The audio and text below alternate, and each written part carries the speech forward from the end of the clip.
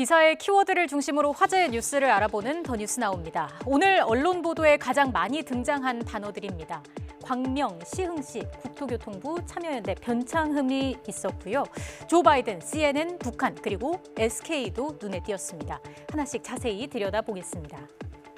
한국토지주택공사 LH 직원들이 경기도 광명과 시흥에서 토지를 사전 매입했다는 의혹이 제기되면서 그야말로 일파만파 논란이 커지고 있습니다. 참여연대와 민주사회를 위한 변호사 모임은 어제 기자회견을 열고 이런 의혹을 제기했습니다. 2018년 4월부터 지난해 6월까지 LH 직원과 배우자 등 14명이 100억 원대 토지를 나누어서 매입했다는 겁니다. 특히 이런 조사 결과는 제보를 받은 일부 필지만 특정해서 단 하루 동안 조사한 내용인 만큼 유사한 사례는 더 있을 수밖에 없다고 강조했습니다. 파문이 확산하자 국토부와 LH는 자체 조사에 착수했습니다. 정세균 국무총리도 신속한 조사와 철저한 조치를 당부했는데요.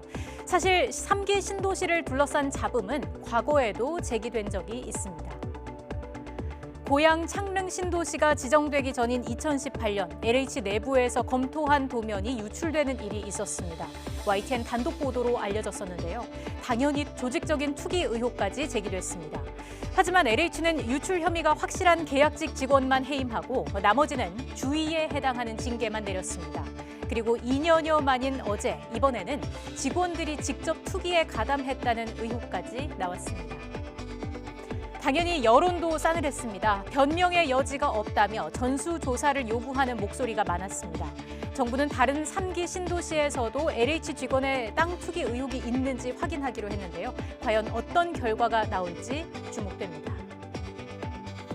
다음 키워드 이어서 보시겠습니다. 스포츠 분야에선 프로야구 SK 와이번스를 다룬 기사가 많았습니다. SK 와이번스를 인수한 신세계그룹이 이번 주에 새로운 구단명을 발표할 것으로 보입니다. 정용진 신세계부 회장은 인천을 표현할 수 있고 공항 중심의 이름이 정해졌다고 밝혔는데요. 팬들은 6.25 전쟁 당시 인천에서 상륙 작전이 이루어진 만큼 상륙하다라는 의미를 가진 랜더스가 유력하다고 추측하고 있습니다.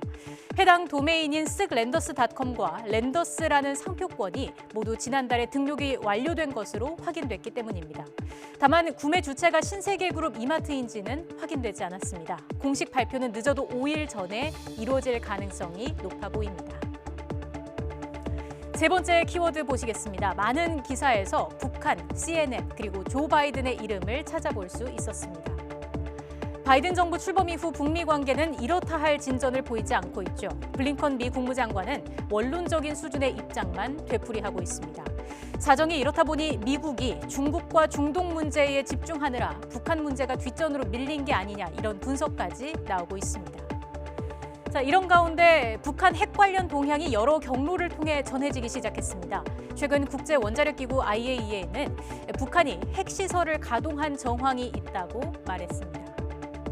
여기에서 한 발 더 나아가서 CNN은 북한이 핵무기 보관 장소로 보이는 지하시설 입구에 이미 쌓아놓은 핵무기 물량을 숨기려고 조치를 취하고 있다고 보도했습니다. 바이든 대통령의 대북 정책 발표를 수주 앞두고 미국의 관심을 끌기 위한 움직임일 수 있다는 평가를 내놓았습니다. 미국 군 당국도 바이든 행정부에 대해 영향력을 행사하기 위한 것으로 보인다는 입장을 내놓았습니다.